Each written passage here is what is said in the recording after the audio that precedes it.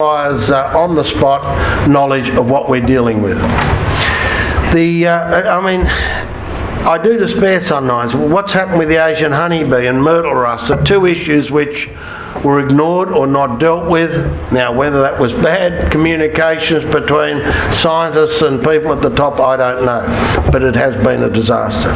Finally, it's important that as a philosophy, we help farmers to help themselves and keep costs and regulation to a minimum. I don't believe this government understands agriculture. I mean, dairy farms are a very sad example of how careless you can be with policy, about how careless the government has been with the carbon tax. And let's not forget, agriculture is excluded from the carbon tax. Yesterday I was visiting some dairy farmers on the south coast around Nowra, and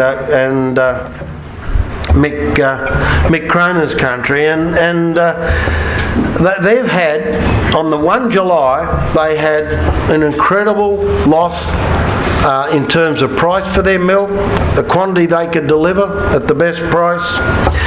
And on the same day, the 1st of July, they had an incredible increase in the cost of production.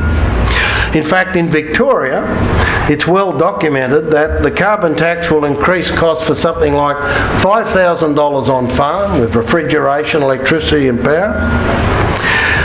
And the biggest processor of milk in Australia,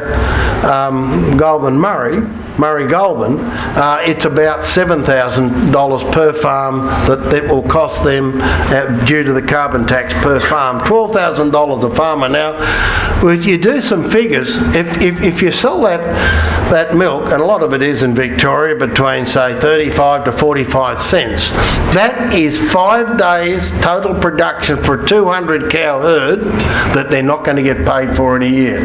Think about the carbon tax. People throw figures around, but to a dairy farmer, 5 days in a year in which he virtually does not get paid is what it's going to cost him, because he's going to wear Murray Goulburn's costs as well as his own. And the Prime Minister says farmers can pass these costs through, but everybody in this room, I'm quite certain, is aware that is rubbish. They cannot pass it on. And milk is still selling for $1 a litre, so it hasn't gone up to take into account. And many other issues feed into this, but what contributes to the robustness of Australian agriculture and supermarket power? I think that anti-dumping, skills and education all have been largely ignored by the government. All have been very much largely ignored, and we will be having quite a lot more to say about this before the next election. But one thing we committed to quite some time ago was a review of the Trade Practices Act. I can give you plenty of other examples of incompetence at the moment and inability to deal with the issues that face agriculture, and the Murray-Darling Basin Plan and the live export debacle. You know, I don't think there's ever been an action by a government in Australian history so careless of its producers and its trade. The live export ban was one of the worst decisions ever made, and it set back international efforts for animal welfare, yes.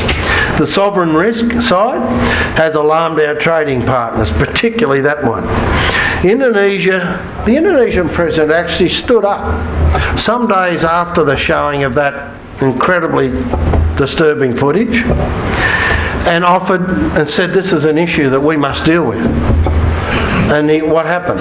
Was he contacted? Yep, how can we deal with it? Boom, let's deal with it. No, a couple of days later he read in the newspaper that there would be no more live animal exports to his country, which 25% was 25% of their protein usage. Look, before I conclude, let's just take a minute to think about the daily routine of agriculture or the role it plays in our lives. And if you have not listened to one word I say, listen to this. I know this. Agriculture under the coalition will be taken incredibly seriously. It will not be used as a political football. like our exports, like pillaring the irrigation industry instead of investing in it, after the longest drought on record, like the carbon tax, which doesn't affect agriculture, as I've just explained. There is one thing, whether it's National or Liberal, we all know, it's that agriculture doesn't need government to get in the road. It needs it to assist, to enable us to operate. We do believe that Australia needs to invest in our sector now for it to have a prosperous future, which it has to have. You can't have that many people getting a taste of red meat who can afford to, that incredible, 3 billion people in Asia that will be able to afford it and not have a future. Thank you.